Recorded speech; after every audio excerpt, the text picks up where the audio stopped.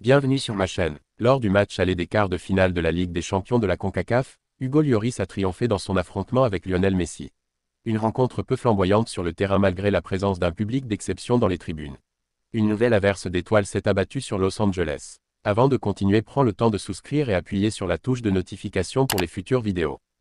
Ce mercredi soir, les gradins du BMO Stadium ont été le théâtre d'une attention particulière en Californie, à l'occasion du match aller des quarts de finale de la Coupe des champions de la CONCACAF.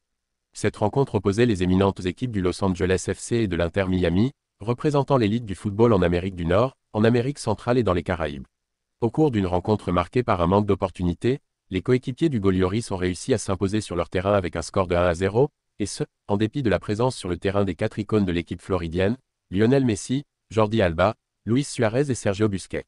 Bien que la performance sur le terrain n'ait pas particulièrement captivé, l'attention du public était principalement dirigée vers les gradins, où un impressionnant éventail de célébrités s'était donné rendez-vous.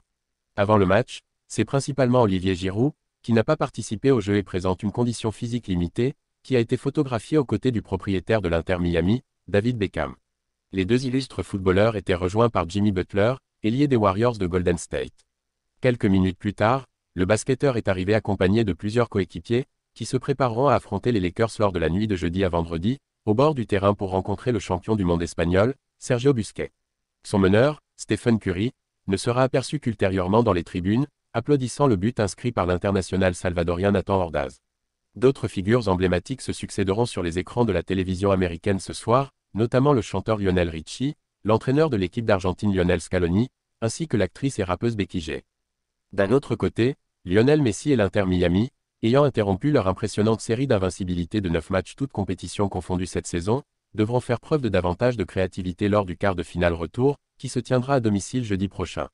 Outre la défaite, Messi a dû faire face aux provocations de l'assistance adverse, qui s'est illustrée par une banderole cynique le désignant sous le sobriquet de Pessi, en référence à un photomontage viral le représentant chauve, devenu un mème sur Internet. Cette défaite constitue également le premier revers sous l'égide de Javier Mascherano. Pour envisager une remontée spectaculaire au Chase Stadium, l'Inter Miami devra intensifier ses performances et s'appuyer sur un Messi avide de revanche. Il convient de souligner que cet événement a suscité l'intérêt de plusieurs éminentes personnalités, telles que Stephen Curry et Lionel Scaloni, qui étaient présents pour admirer l'octuple Ballon d'Or et ses compagnons d'équipe. Hugo Lloris exhibited remarkable prowess in his performance against Lionel Messi during the first leg of the CONCACAF Champions League quarter-finale. L'Inter Miami se trouve dans une situation périlleuse. Si l'Inter Miami avait présenté son quatuor prodigieux, Messi, Suarez, Busquets et Alba, l'équipe n'a pourtant pas réussi à percer la muraille. Défensive robuste du Los Angeles FC renforcée par un Hugo Lloris impérial dans les buts.